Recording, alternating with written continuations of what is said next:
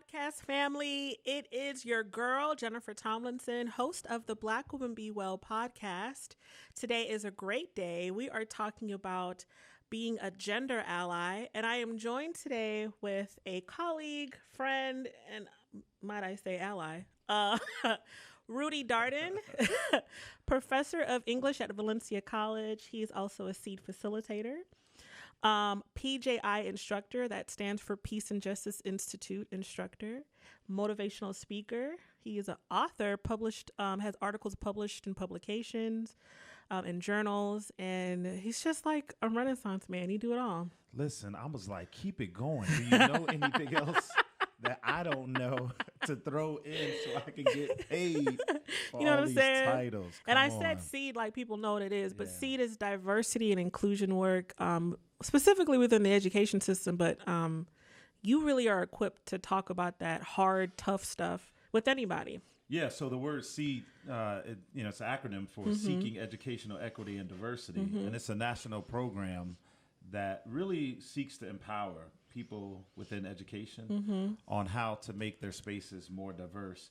But beyond just making it more diverse, making it more equitable. And I think More that's equitable. where sometimes the friction happens Right. with institutions, as we tell institutions that there are things that they must do Yeah. to create equity. And what that actually looks like. Yeah.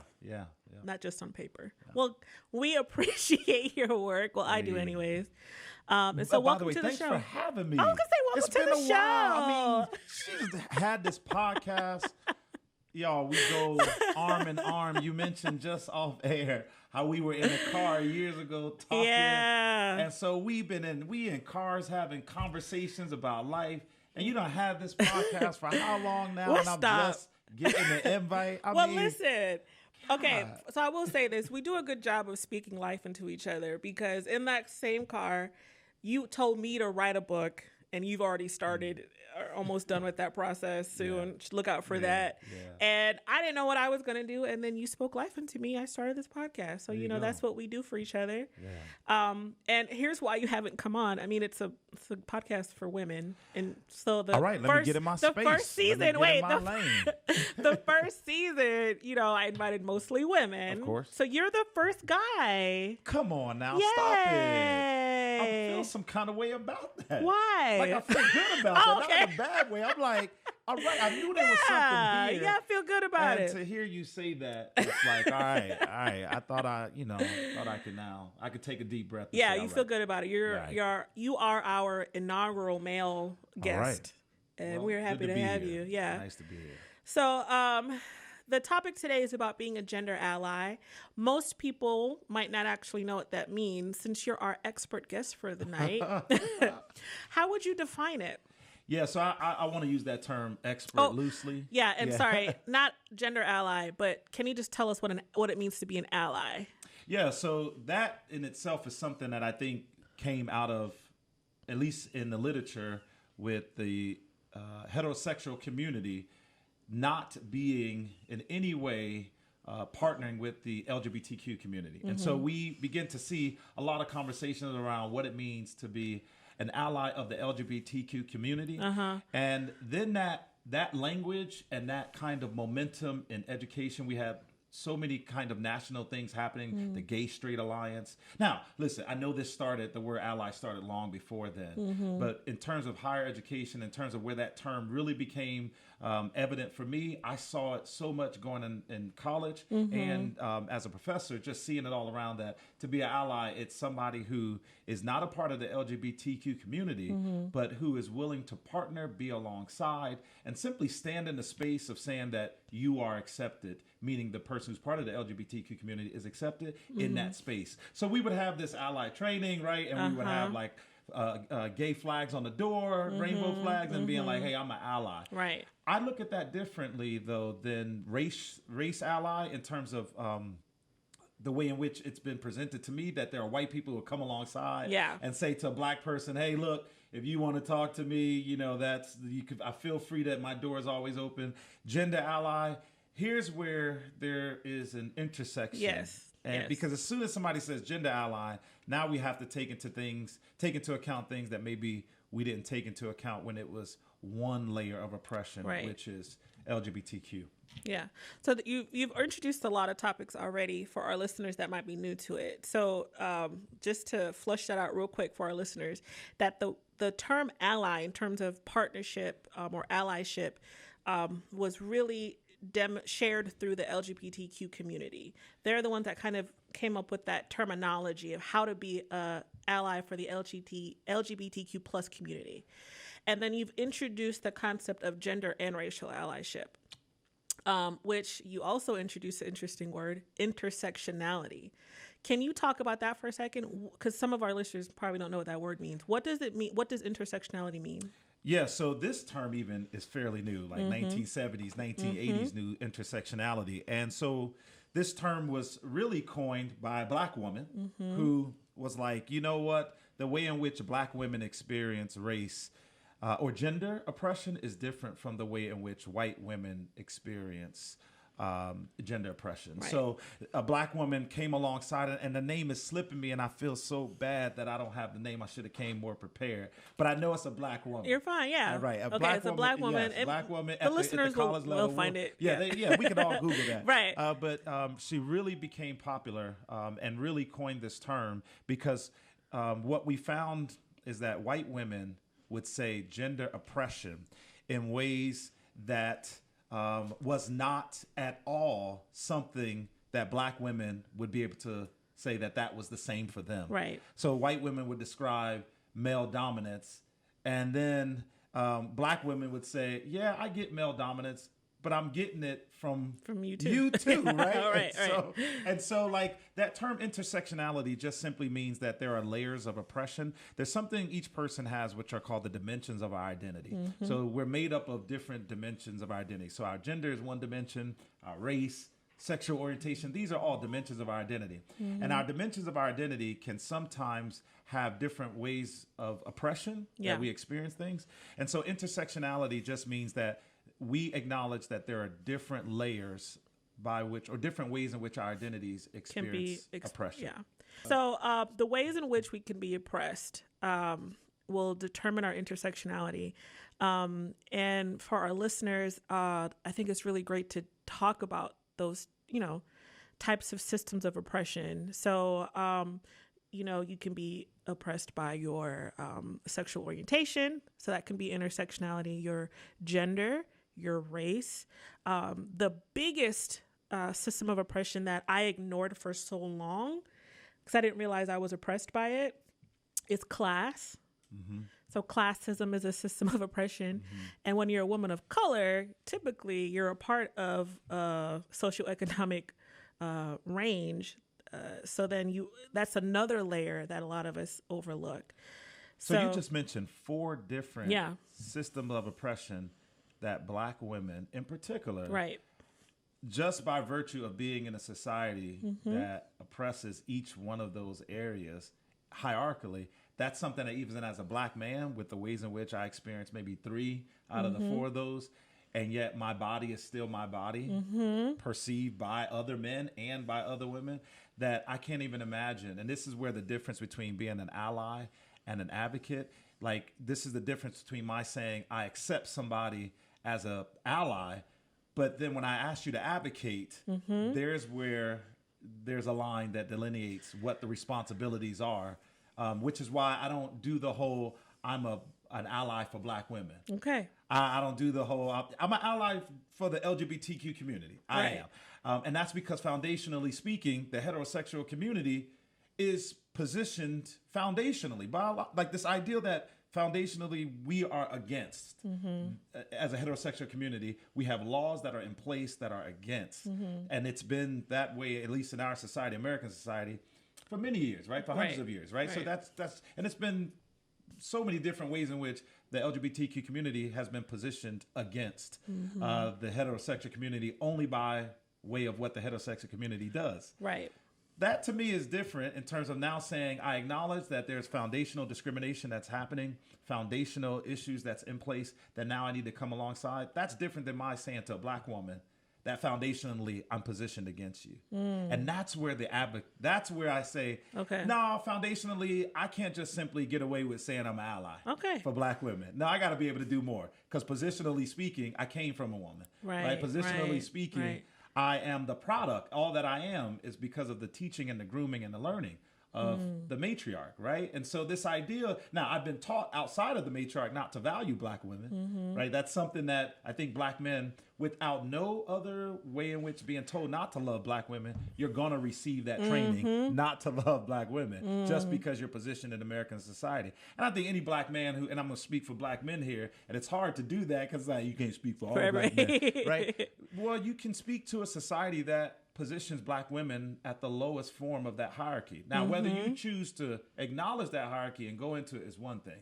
right? But the idea that you're not going to be exposed to devaluing black women, right? That's not a foundational principle when you're living and positioning yourself in America, is something that I think we just probably need to get over as black men and call it what it is. We've been groomed, hierarchically speaking, to view black women as the lowest. We need to be able to do something about that and acknowledge that. But I think it's important to historically begin to understand how black women have been positioned in society. Absolutely. And so before we started recording this episode, y'all, I was trying to go over an outline with Rudy, and we just stopped. And I was like, we need to get this recorded. And I already knew, like, all right, he about to teach me some things. Even though we both do similar work, you are breaking down some things for me in a different way. Because the whole premise of the show was gender allyship, being a gender ally. But in this space, you're even saying, well, for me, I can't be a gender ally. You'd prefer to, not prefer, but for you to do good work, you are a gender advocate. So you're already turning the show on its head. And breaking down why the history of where the word ally comes from just serves a different purpose than what black women need. That's right. Which is why I think black women which is why for me, this has been such a ripping off and exposing my own wounds. Yeah. Because I thought that I could do what white women and white institutions shown me as a pattern for how to be an ally to black women. Right. And that didn't work. Right. And that hasn't worked. And the scar, the acknowledgement of the ways in which I have been scarred by being a part of this predominantly white nation, this being educated in predominantly white institutions, having value systems that are entrenched in white supremacy. Now I'm going to try to apply their language for how to be a part of something that's an LGBTQ community or racial community. I'm going to try to apply that to my own black sister, my own black mother. Nah, that my sisters and my family, even my wife, allowed me to understand just how inadequate my foundation is. And so much sometimes, and this has been a long-standing history, even from the abolitionist movement, of black men coming into black female spaces and saying, here's what you need to do and how you need to do it, in the name of allyship. I mean, it wasn't called out being an ally at the time, but during the suffrage movement and during the abolitionist movement, when white women, black women, and black men were kind of galvanized together, but you start seeing the splitting happening. It was because in the beginning there was a sense of let's be allies for each other to change our constitution and to create equal rights. But then you start seeing the splintering happening mainly because of what you just described. It's not enough to just be here to tell people what to do or not know when to sit down or when to speak up or when not to speak up, and a lot of times being an ally is in that way. But how do you actually be an advocate doing the work for the people and helping them? Right. And there is a big difference. So you're breaking it down for me today, sir. Yeah, no. I just want to read something. You speak in truth, sir. Okay. Here's something that just a real surface level idea of what advocacy looks like, which might be different than ally work. It says that advocacy is a political process by an individual or group which aims to influence public policy and resource allocation decisions within political, economic, and social systems and institutions. Advocacy can include many activities that a person or organization undertakes, including media campaigns, public speaking, commissioning, publishing research or polls. Just, I mean, there's the amicus brief. There's so many different things that a person who's an advocate can do, which is very different than what a person who is an ally is willing to do. Tell me the last time a white person came, or even me as a heterosexual person, came alongside an LGBTQ person and said, it's time for me to begin to advocate and do things that are not just making a space feel comfortable for LGBTQ people to be in a space that, in terms of another, I have power in, right? So no, it's very different. We gotta begin to think beyond. And I'm not saying allyship is not good, right? I'm just saying that when it comes to Black women, I've chosen to move from understanding my role with Black women as being an ally to what's my role as an advocate. So I'm glad that you've gone through that process, because I think that whenever anybody is moved to action into advocacy work, that really demonstrates the level of conviction they have. So I think that's beautiful, that you're wrestling with that, right? Not wrestling, but you've made a conscious decision to focus a lot of what you do on advocacy. I think there is still space for being an ally. Oh, certainly. And specifically for Black men to be gender allies with Black women. So will you be able to speak up for me in a room that I'm not present in? Yes, that's your advocacy work. You're charged to do that. Can you just occupy some space when I'm, having a hard time? Like, you don't even have to say anything. Like, just be adjacent. Yep. You don't have to tell me what to do. You don't have to be my voice necessarily, but in certain environments or spaces, you just being a pillar, a support. That for me is what ally work looks like. Certainly. There's a space for it for white men to do that too. Not as much as a need there is for, I think, Black men to be allies for women, because there are some spaces you'll occupy I'll never have access to. But the spaces I do, I don't necessarily need somebody being an advocate for me. You know what I mean? Yes. Yep. So it's just interesting to see, because we're talking about in the episode two separate things: the need for both, and where, like, how does what's the even ratio? Like, how, that part I don't know. Like, we're flushing that out now live during the recording. Well, I think you bring up a great point. It is not to say that one needs to choose one over the other. What I'm saying is that I exclusively had one. I exclusively had ally. Yeah. And I needed to add something to my toolkit on how to engage and how to do things that I didn't think I needed to do. So to your point, there are spaces where I'm at where I'll look around and say there are no Black women in that space. And yet in that role as an ally, if somebody were to say something, then I would be able to step up and say, but I won't push an agenda for Black women in that space. Yeah. And that's where I began to realize through our conversations. I was going to get to this. I was about to say through our, and I think that's the starting point, is being willing to position yourself amongst Black women as someone who is humbled, someone who can listen, but also someone who is flawed and who can receive. Yes. And I mean flawed as in, I have a blind spot, and if a Black woman tells me as a Black man, which is so crucial, and this is for Black men, of hearing that and not being dismissive and not just chalking it up to Black woman scorn, angry Black woman. I mean, that's what it is. I mean, right? It's Black woman scorn, and it's like we as Black men, we're gonna say we get that all the time, right? Black women are scorned. And so I just think get it all the time, and we as Black men have to position ourselves. So this moment that you had during your process of figuring out how much of an advocate you needed to be, and recognizing your blind spots, did that come from our so I'm about to say, you might as well tell them, did that come from our so Rudy is a seed facilitator. I am now a seed facilitator, but I went through the seed training at the institution we both work at. He was one of the leaders of that program, and you were facilitating but also growing in those sessions as well. I think we all are. I think we all better be. I think every good facilitator is one who opens themselves up to growing and learning. Yeah. So there was a particular thing that happened. I'm not going to go into that, but to maintain confidentiality. Absolutely. The point, though, what came out of that is we were kind of timid, but at that point, the black women in the room like had to speak up, and we did. And I don't know, like I know our post conversations, you felt like, wow, you put me onto some things I never thought about.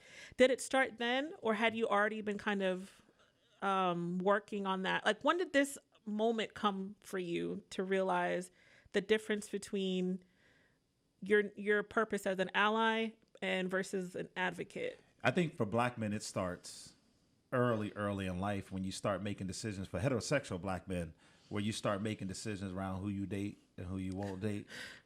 Okay. The ideal of what it means to be an ally, an advocate, to choose a lover.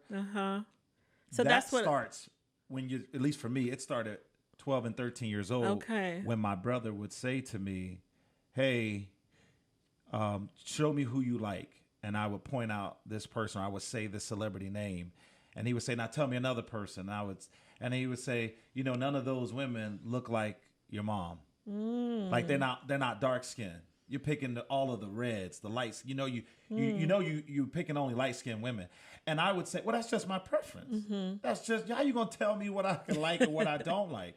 But my mother always had this saying about, if she can't use your comb, then don't bring her home. And so if she ain't dark like us, she ain't black like us, her hair texture not like ours. Wow. She's not welcome in this home, right? I mean, that's my mother's thing. If she can't use your comb, don't bring her home. Her hair texture better be like ours, or else she's not welcome in this home. That's now, my hilarious. mother said that for safety reasons, in terms of just the way in which she felt that white women, and I always have to give that disclaimer. And there's no judgment there, because my parent was the same way. You just know what they know. Yes. They teach what they were taught. So. And no I understand why she was saying that now in hindsight. And like at the time, I just thought it was like, my mama don't want me dating a white woman. No, right? there's a lot of reasons. It was yes. Don't want you to get in trouble. Want you safe. Yes. And also the consequences down the road of how your children are going to living in society and culture. So it was all those things that I wasn't ready to hear at that young age. But it was just a real simple rule that got nuanced. So later on. So then I moved forward, only exclusively dating black women, about to get married to a black woman, overseas, long distance relationship, only marrying black women. And then all of a sudden I'm overseas and I come back, and the next thing I know, I'm in Orlando now, and I break off what is a pending marriage with a black woman. I didn't know this. Come on, sis. Wow. You asked me where it started. Break off with I'm learning about my friend, y'all. I'm about to eat and drink some tea while he tell me his little story. So I had I had this whole idea of I can only be with a Nubian. My Black Planet name was Nubian Prince. Oh 99. My God. Y'all know what I'm talking about? Y'all. Oh my God. If y'all they're too young to know about me, Gente, and Black Planet. Like we had to, MySpace, and it was I could only do my name was Nubian Prince. And all my friends used to make fun of me because they're like, "You always on your black power, black," and I had to get a woman who looked. I mean, my fiance. I mean, she looked just. People used to say that we were sister and brother. They're like, "Man, y'all look exactly alike." And I had to be like, "Yeah," because my brother schooled me like that. I can't that I was discriminating. So I say all that to say, coming to Orlando, I began to, as an adult, see the nuance of what does it really mean to say you love someone or you open yourself up, because I had only closed myself up to black women. I was like, I'm exclusively dating black women, that's it. And then moving to Orlando, I opened myself up to dating other women, to dating women outside of black women, just anyone outside, anyone. And so I noticed that I was getting a little bit different reaction though from black women, of course, and I was getting different reaction from black men, of course.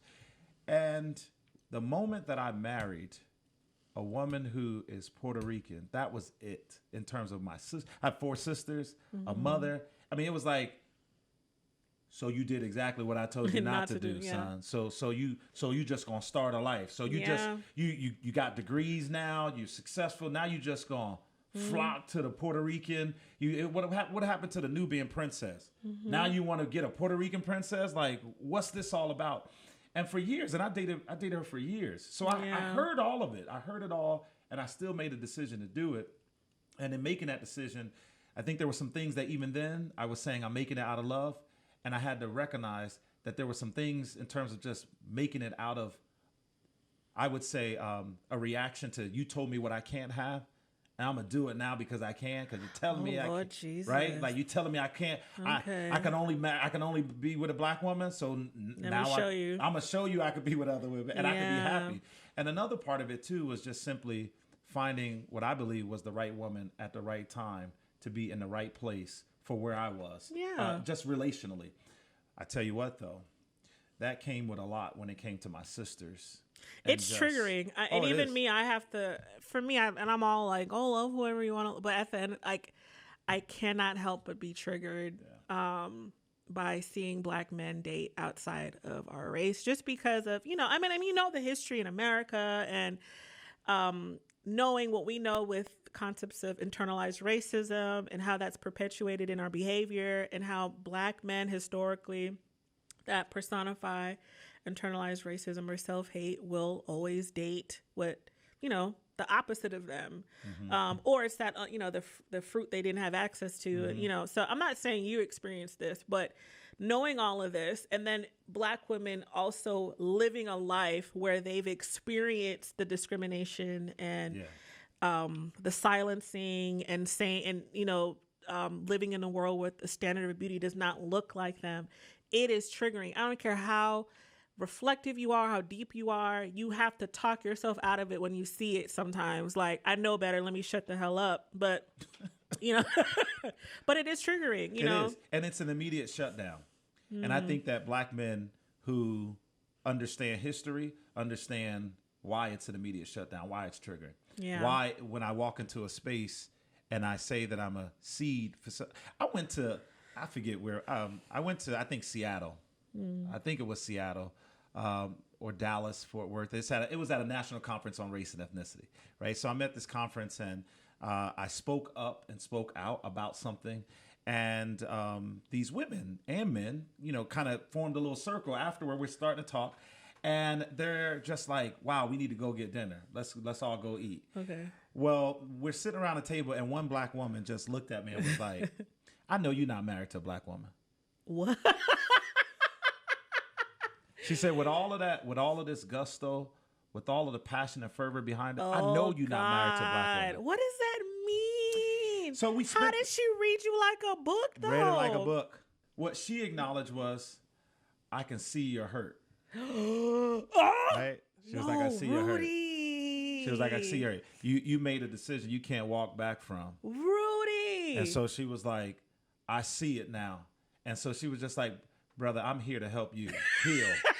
And she said, I hate that I have to be in that situation because I'm sure you got sisters. I'm sure you got a mama. I'm sure you. But she was like, listen, I just want you to know that and she was like, and look, and I can call out the rest of y'all.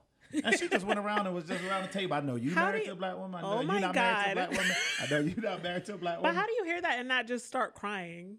That's an emotional dagger. Well, remember how we started this conversation about knowing your history, about acknowledging you can't operate in this world without taking on the baggage of white supremacy. The more light you are, the more right you are. You can't operate. White supremacy is global. Even in all of the space, we're not saying that people all begin to dictate their behavior off of that. We're saying that there's been a standard that has been set. Right. And when you acknowledge the way that standard, you had no part in it. So there's no blame, no shame, no guilt, right? Yeah, I'm a product of it. And now what am I going to do with the knowledge that I know? So it didn't cut you too hard when she said that. Man, it cut me hard, sis. It cut me hard. I understand. But it's one thing. But I think her response was like, I'm here to help you heal. And I mean, that's what I always ask people to do anyway. When you recognize the trauma in which you've been exposed to, it's tired of, you wouldn't ask me. If I recognize that you have some trauma and I see that the behavior of that trauma is something that's causing you to respond in certain ways, I'm not going to ask you, given your trauma, to do something that would be outside of just healing. And so she came back at me with, I see what you're doing, and I'm not going to ask you to do that. I'm not going to ask you to advocate. I'm just going to be with you to heal.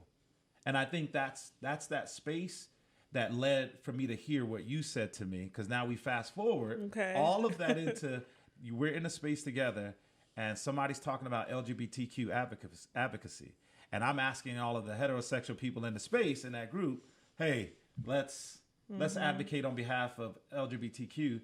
And the black, you, one of them, and a few of the other black women were like, but what about us? When are black men going to advocate? Because it's hard. Because, you know, you mentioned it.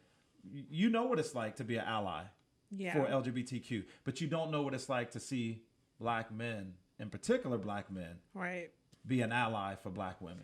And unearthing, and that was a hard conversation too. And those that weren't there won't know, but I mean, we talked about a lot. And for me, unearthing that even within that community, there's a lot of racism against black women. And it was very difficult to be vulnerable to say, you know, can we just also remember this?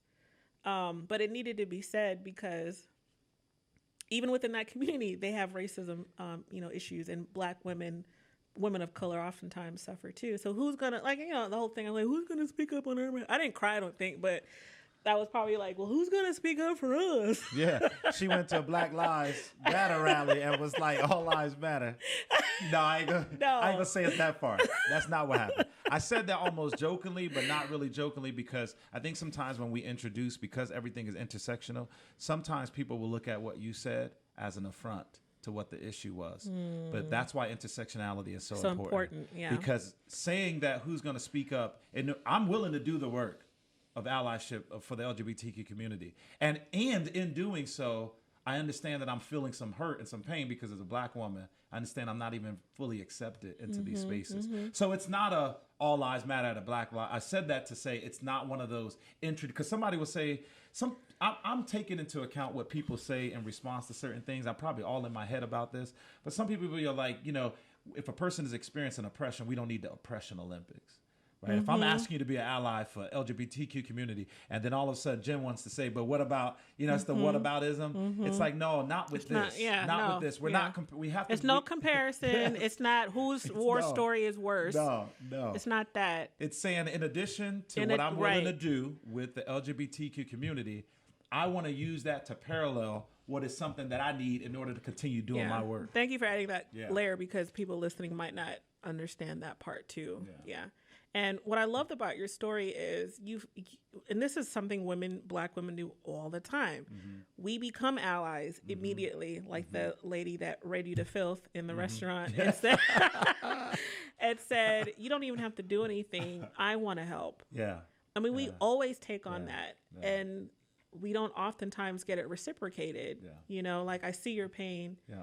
Let me help, or, you know, let me support you in some kind of way. Well, that's what I heard from you. Now I'm flipping it back on not asking you to do anything, but simply taking my own steps from that conversation to now, how do I move from simply saying, I hear you, to now I got to be more than just I hear you. Yeah. And because that's what ended up happening from that. It was, I hear you, Jen. Let's make sure we have this conversation. We need to pick this up where we left off in our next session. There's some things we need to unpack. That's what I call ally work. Yeah. That's different from what I'm doing now. Now you ready to work. Now it's not just, I mean, I don't have no choice. I'm working. I'm working, fam. I'm working. Move to action. You're gonna be an advocate. Yeah, and I think that comes from understanding your power as a male in a space, and it also understands. I think we as men need to understand that even when a black woman is in a space, what our position says, what our presence says in that space, in terms of almost sucking the air and the power out of a space for a black woman. Yes. Ooh, you are a writer. That was perfectly, that's perfectly articulated in demonstrating the way it feels. And I want to just share, I have a question from our wonderful producer, but before I move on to that, I just want to share how you've been a wonderful ally for me. I mean, you're probably just my friend, but but in many ways, this is modeled like, you know, what black men can do for women. When I went through seed training, I could not figure out how to maneuver, not seed training, when I went through our seed program here, I couldn't figure out how to maneuver to get through the facilitation process. And I knew that was something I wanted to do.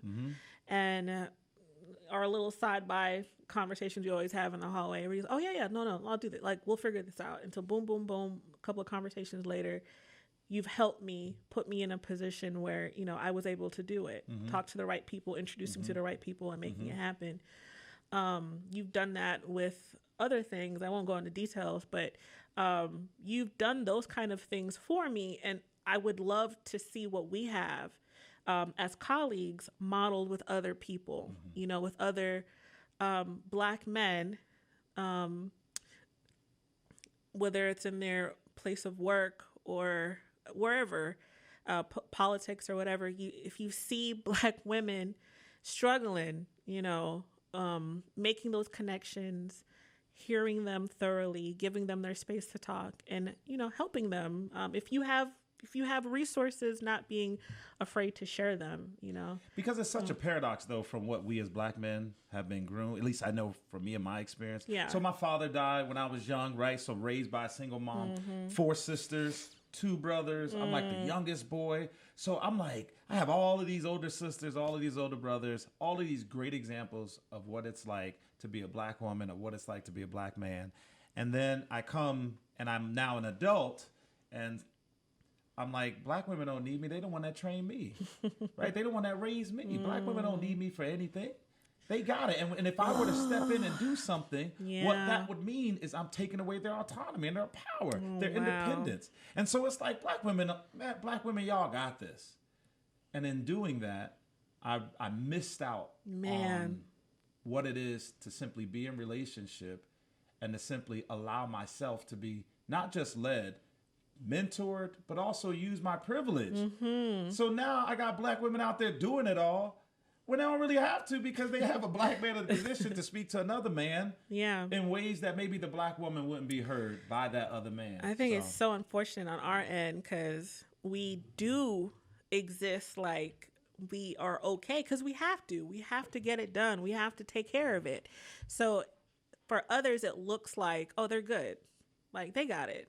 They'll work on it, not knowing that we're just as in need as anybody else, if not more so, because of the different intersectionalities we exist in, and the trauma, the simple trauma. Everything is triggering, man. Everything is triggering. Yes, yes. The simple trauma of being. I don't want to say simple, but just the trauma of being a Black woman, and not to be in the space of simply saying, now I got to placate and let me baby you. Let me, not that, right? No, not that. Right. No. And certainly not the flip end of that, which is you got everything. Right. It's just simply knowing that as a Black man, there's something that you might be able to, there's some way you might be able to position yourself, especially with the kind of power dominance that's on display in ways that Black women, would honor. Right. Yeah. Thank you. Something else I had noticed when we were doing our pre-talk before the show, we started airing. I told you we were going to take some notes. You was about to teach us. So Shania has been taking notes. Okay. Okay. She has a question for you. Wonderful producer. And wonderful producer. She happens to be biracial. Okay. Yeah. So this is her question. What role do other people of color play in becoming a gender ally / advocate for Black women? Why is this tricky, or why is it not tricky? Again, I think it's understanding our history. I think many biracial women are perceived as better than Black women simply because of the color aspect of the more light you are, the more light you are. And then being socially conditioned to think that through slavery. Yes. Yeah. So there's an understanding that while biracial women, multiracial women will say that they too experience oppression because of their skin color, because of their hair texture, because of how the world identifies them differently than a white woman or than an exclusively Hispanic or Latinx woman, right? So it's like, I see that I'm getting a little oppression from these other groups, but then I also see that, like, in some way or another, people are treating me maybe differently than the sister whose mother is Black and father is Black, no biracial element. So I think it's just understanding that, as a biracial woman, just like I would say to as men, understanding our history, understanding what that's rooted in, understanding this is all a product of white supremacy. And if we in any way try to exclude white supremacy and the impact of white supremacy on our actions and our behaviors, I think we're doing ourselves a disservice. Yeah. And we're saying that in some way or another, we are perpetuating, or we are the foundation that caused the distrust between multiracial, biracial people and those who are experiencing it as exclusively black. So that's just one thing. I think the next thing also is for the other end of it, black women, black men too, just simply acknowledging that the situation that biracial people are in didn't come as a result of something that they asked for, right? Like my sister being light skinned and getting the red was very different than my sister who was dark skinned, and we got the same family, right? So colorism is a thing. So it's both sides understanding our history.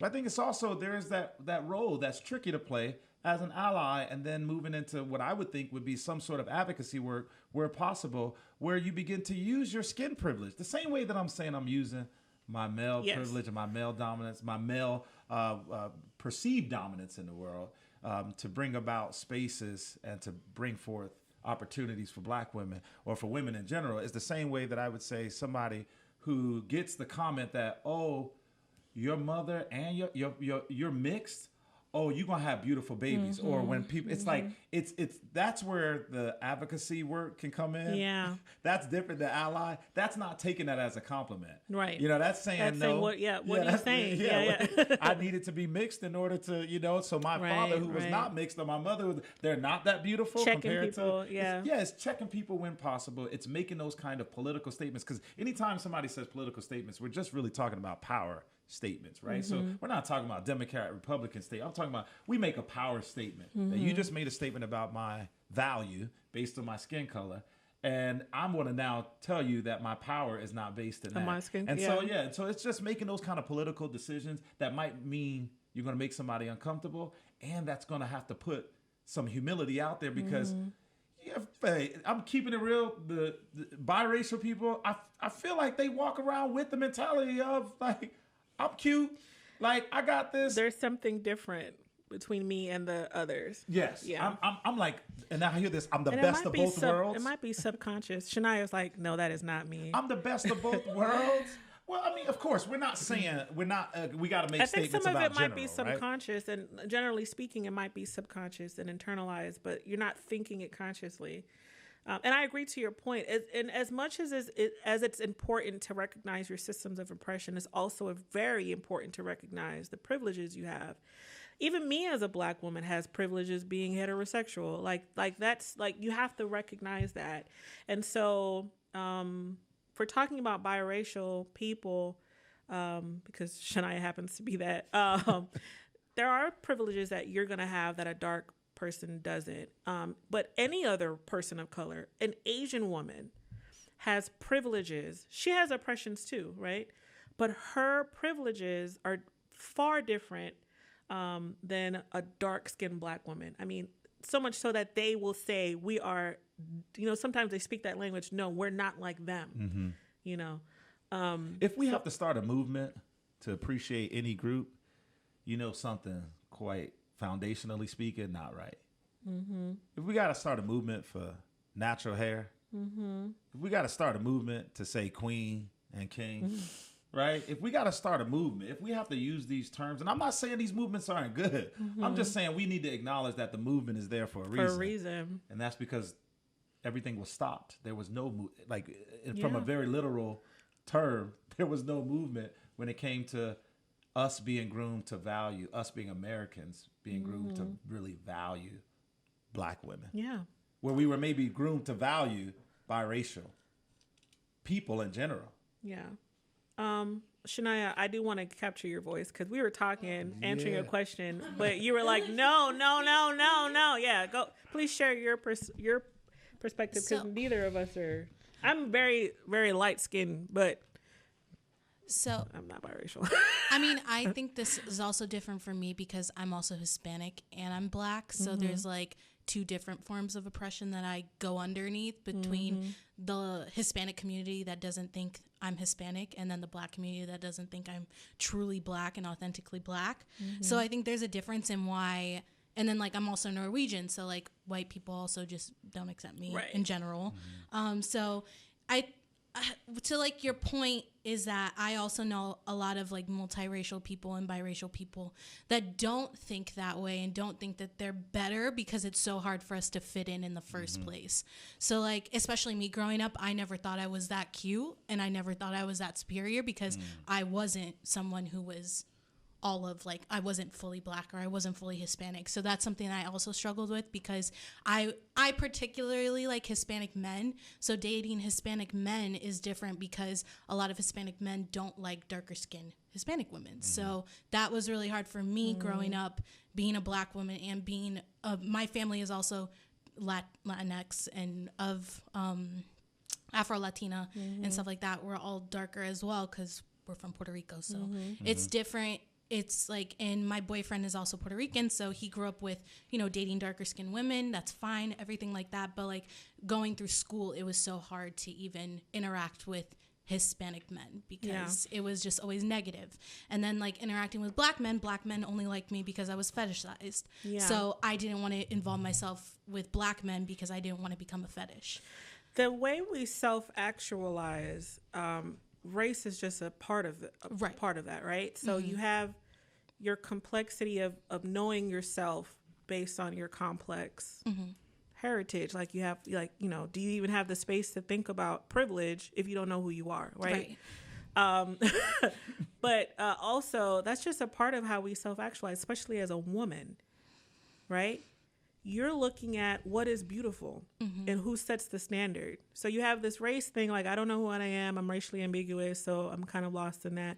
But also maybe, you know, my face isn't extremely angular like people like plastic surgery, or I don't have bone straight hair, or I'm not a size 2. You know, even your interest can be a part of it. If you're not a typical female, typical woman in the very stereotypical term, you will internalize that and be lost, right? You know? So the way women self-actualize, we have to really think about what's feeding into our sense of self and our identity. And that's what feeds into our self-love. When you don't know who you are, or you don't think you're beautiful, you will not love yourself. Right? And then that is, you know, it feels like oppression because you're you know, your social constructs are telling you you're not a woman enough. And that can feel very stifling. Yeah, absolutely. Thank you for sharing. No problem. And thank you for your question. She doesn't really speak on the show. That's good. That's good. That's good insight. But she was sitting there taking notes, my brother. Yes, good insights. Yeah, I think my daughter, who is biracial, Puerto Rican mom, right? Black dad, right? So what they bring to me is different than what my sisters brought to my mother. You know, they bring all of the things that you mentioned, which I don't have a response to. I wasn't groomed. You don't have that to experience. I wasn't groomed to try to say, listen, I know you want to identify with your Hispanic Latinx culture, but you black. But you black, and you've been perceived as black, and you live in what is a very powerful black reality, and so. But your mother is right here telling you all the time that like this is that your hair and who you and like just was not something that she was groomed to, and so go to your dad. Like, right? Like your dad got this, right? So there's this black identity that is so prevalent in my house. Right? You know what I'm saying? Like, you know, daddy, hey, listen, don't pour daddy over here. Well, you got it on lock. I got it on lock. You know, can't nobody tell me nothing, having all those sisters. But I just think, Shania, to your point, I just think it says something about just how what my mother was saying would be something that I think she didn't give us the credit for in terms of these are the challenges. And she was like, I don't even want you doing that. Instead of like, cause what was her structure? What was her, you know, foundation for how she didn't have the answers. So she's trying to protect her son from not having the answers and raising children who are lost in just terms of their identity. And I'm not saying you are, I'm just saying the context for which so many biracial children who become adults, the foundational context is like, where do I fit in? Yeah. Where am I at? Yeah. And one seems to supersede the other. And so how is that? But I'm identifying one way that might confuse others. And so like, I don't think that my mom or even other generations wanted to even have to deal with that, at least of color. You know, white people just didn't want it because they want their white blood, you know. Right. You know? But like, I think black folk were they knew what the challenges would be. And it's hard. Yeah. And I don't know, there's no advice really you can give someone other than, I hear you. I hear you. I hear you. Because anything other than that, right, is like us discovering and laying out our black, singular identity onto, that reality. Pick one, Shania. No. I'm going to tell you what you look like. No. You don't want. You're not Hispanic. Well, it doesn't make sense because you don't want to deny that part of you. Yeah. So let's introduce another topic because you and I had another pre-talk like weeks ago where you brought up such a valid and important part about being an ally or being an advocate that when you're not a part of the group and you want to be a part of the group or you want to be an ally for the group, sometimes you're not going to be met with like the most positive, like we're talking really now. And like a lot of this is kind of just like theoretical stuff. Like, yeah, be an advocate, be an ally, but it's not always pretty work. It's difficult work. Right. Yeah. So sometimes black men come into spaces like, well, all right, I'm going to help. But you see them black girls over there, they stay angry. Mm-hmm. You know what I mean? Mm-hmm. And yeah, maybe we are. Yeah. Yeah. So can you expand on that some more? Because we had talked about that before. Let's talk about it a little bit now. Yeah. So like I had a really bad day at work. I had a really bad day. I think I had a really bad, couple of days with some black women. And I wouldn't say like at work, but just because y'all know where I work. So y'all know who I'm talking about. It ain't too many black women. So, right. So people gonna start black woman hearing this and like, yeah. Rudy got a problem with you. But I came home and my sister just so happened to be at my house. I wasn't expecting her. And so, when Auntie comes into town, my sister's real pro-black. I mean, just like pro-black. So I know I can go to her in my anger. And so I went angry and I was just like, Leah, I can't believe I just said her name. Sis. Shout out to Leah. What up, Leah? Shout out. She's in the work. Shania could bleep it if you wanted to. No. Shout out to my sister who's doing the work. All love. That's what's up. Okay. She does the work. She's a presenter. She has her own business, Signature Presenters, where she goes around and talks about emotional intelligence. Oh, so beautiful. I knew I can go to my sister. And I was like, good, I'm in a low place right now. And I was just like, Leah, it's just so hard. It's so hard as a black man to have to face so many angry black women from time to time. The moment that they see my wife, the moment that they hear me speaking to them, it's just like, it's an immediate wall. It's immediate anger. I got women like my sis to my left saying, trigger, he just triggered, you just said it already, trigger, like, and I can't imagine how many black women shut the podcast off and fast forward like, you say you married to you, I'm done with you, brother. I want to hear Jen, that's all, right? Or they just tuned out because another black man talking. Right? I get it. And so I was mad, I was mad, and I went to my sister, and my sister was like, and in not so many words, she was just like, oh, yeah, how's that feel? And I was like, man, that sucks. Here I am trying to do the work, and I keep getting met with wall after wall of defense, anger, hostility. They don't even know me, but they acted this way. I'm their bruh, I'm their king, all this. And my sister was like, you know what? You just need to own that wall of distrust. It's not from you.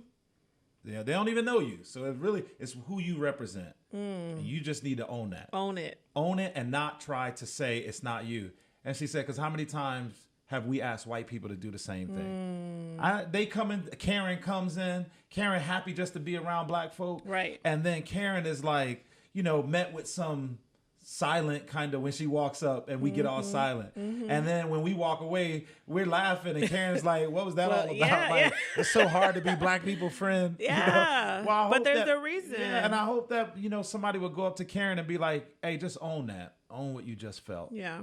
You know, you're not going to come into one space after years and years, hundreds of years of oppression that you continue to benefit from and think that that wall of distrust is just going to be brought down because you decided to enter. And my sister put it plain to me about, look at the privilege that I think that I have in thinking that my presence and that black women need to acquiesce to my presence, you know, of being, you know, it's like, shut up and own that. Yes. I will never acquiesce. No. But you know, for black men, I think it's frustrating. True. I think for black men, it's frustrating. It's a stance of hubrisness to come into a space to assume that, you know, we wouldn't be a little angry. That not everybody is gonna, you know, welcome you in with the open arms over like you said, hundreds of years of being denied. And this, I mean, we're talking about early trust. Like I said, the abolitionist movement, early trust. We will stand by our men over our gender for equal rights. And then in the end, being forgotten anyways. I mean, we're battling all of that. So yeah, it takes work. It's hard. So here come my black behind walking up to a space, right? What's up? And I'm like, y'all don't know me? I'm Rudy, author, professor. I'm here for y'all. And these black women look at me and just be like, you know what? Go sit down You somewhere. even got no black wife. Go sit sit down. down somewhere. And go. You ain't got no black wife. You know, so it's just owning that. It's my because the last thing I would want a black woman to do is feel re-traumatized by my highlighting how they in some way or another protecting their own selves from what they may have experienced. And I'm trying to come in and go above and around that protection for my own sense of belonging as a black man. Nah, that's something that I'm walking back from. And if you get met with the wall of distrust, the worst thing you could do, and happens all the time, is you leave. Now characterizing this complete community, right? By saying, you know, that's why black women stay angry. They don't know how to love. They're bitter. But the way you eloquated it so well, just own the wall of distrust and know that the wall can come down, but it's not going to come down with you. Yeah. It's going to take a long time. But see what I had with somebody who's a black woman, this is where we tell white people, we tell them like, hey, go to your relationships where you have authentic black friends that you can, because you're gonna have to vent. You're gonna have to go and be like, well, you know, I'm going to my sister and I'm saying, but why?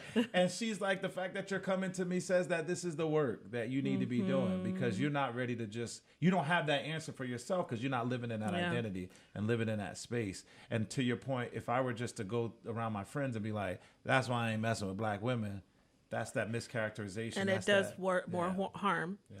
And it's good advice for even people that want to be racial allies. I just was doing some community work with women, trying to kind of bridge that divide between black and white women that came about through the suffrage movement. And somebody, and I'm not going to say any names, but she's so sweet. This older white woman was like telling me this story about how in their predominantly white organization, a black woman that was coming kind of regularly just up and left one day, and she doesn't know why. I said, yeah, you might have said something that just she didn't like. Yeah. It's like, but I don't know what we did, and we didn't mean to do anything bad. And I said, sometimes I didn't, say the wall of distress. Sometimes you're not going to get the response you wanted, right? Because it's going to take. And I use the term, you have to build those bridges. Those bridges are annihilated. Mm-hmm. So we're trying to cross to see each other, and some people might not want to cross with you. Mm-hmm. There are a few of us. So I'm telling this older white woman, like, if you want to talk to me, you can. But not everyone might want to talk to you. So you have to respect that too, right? Like, be careful about who you're going to vent, right? Who's your black friend that teach me teach me what to do. Like, it's not everybody's role, but I don't mind helping you if you want some help. But to your point, the wall of distress even works with racial ally work, right? That sometimes you're going to walk in spaces where people not going to trust you. They will laugh at you. You got to own it, just like you said. I think that's the hardest part too, because it's saying that we need to be healed.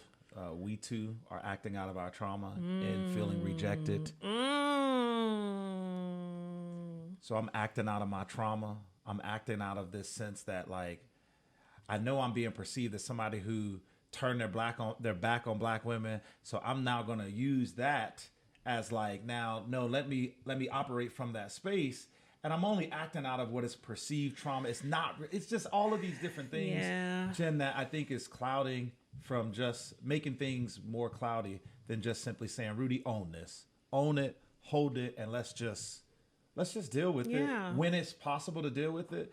And I don't know if I've ever had the conversations with those black women who I felt have given me the hand to be like, and that's all right. I may never have those conversations because I may continue to be that person that's off to the side that like, Rudy just not the one that I'm gonna deal with. So, and that's okay. That's okay. And I gotta not be able to hold on to that as trauma, further trauma. I gotta be able to hold on to that's their way of healing. And I need to continue to heal in the way that I am. Absolutely.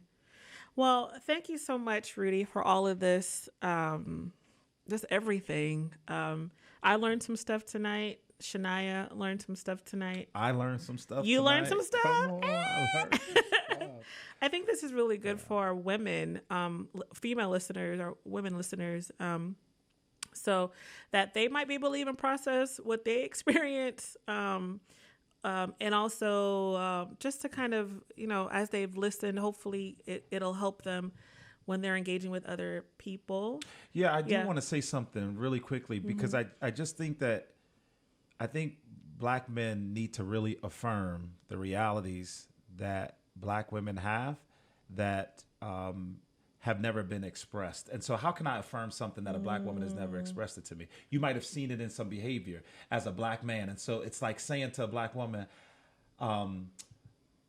if you think that black men are not out for black women, like, let me affirm that there are some conversations that black men have where we're not putting black women at the top or we're not valuing black women. And it's not just history. It's saying that, like, as black men, we have these, it's the black men telling on each other. It's saying to black men, it's saying to black women, this is not a tool to use to trigger. This is to say to a black woman, you're not crazy. Crazy, right? You ain't crazy. Yeah. Like, we're not making this up. No, you're not making it up. You're not crazy. We as black men, because there are some black men who in the presence of other black women would be like, man, Rudy, man, that ain't how we do it, Lil. No, that's how it is perpetuated. That's what it is. It's perpetuated. Okay. And what we do from acknowledging that ugly truth is say, here's what we need to be doing moving forward, or we just need to sit in this space of discomfort, knowing that black women know that about us until we can actually be in a place to do something about it. But for now, we just go and sit in that space of discomfort. Black women, you are not crazy. No, you're not crazy. Black men, stop lying. No. Yes, let me say it then. Black men, stop lying. Sit in that space of discomfort. And I think this is a great episode for our women, female. I know a lot of guys listen too, but please share it with the bros. It's called Black Women Be Well, but anybody can listen to it, honestly. Share it to anybody that wants to know how they can be an ally for black women and how they can be an advocate for black women. Well, thank you so much. You're welcome. Do you have any plugs you want to share? Instagram, Facebook? You can always check me on Facebook. Just go put in Rudy Darden. It's the real Rudy Darden. Like, there's another Rudy Darden out there that's a producer in California. And that's the fake one. He's a fake one. He's not out there doing the social justice work. So if you just put in Rudy Darden or Rudy Darden Motivational Speaker, there's a Facebook page. But really, just go to prof.darden on IG. You'll see me there. PROF.Darden. Darden, yeah. For his Instagram. Darden. He's hilarious. Yeah, we put some funny. I can't say we. Yeah, it's put all some you. stuff of some of the weird things that I'm experiencing as a father, as a professor, but also as a student too. Mm-hmm. So. Thank you for being on the You're show. Welcome. Thanks for having me. Don't forget to also follow Black Women Be Well on Instagram and Facebook at B Woman. That's the letter B Well. B Woman Be Well. And you can find all our stuff on our website, blackwomanbewell.com. Oh, you need to subscribe to YouTube Tell me because about we need this. to we need to I get mean, people. we need to do it now. yeah, we Yeah, gotta, I like, mean do it right the now, numbers whatever are you're doing. they're better now. We got like 60 plus. Okay, all right. So we need more subscribers at YouTube. Wait, am I already a subscriber though? might be. Say the YouTube again. Is it just at Black Woman Be Well? If you put the at Black Woman, I think it'll come up.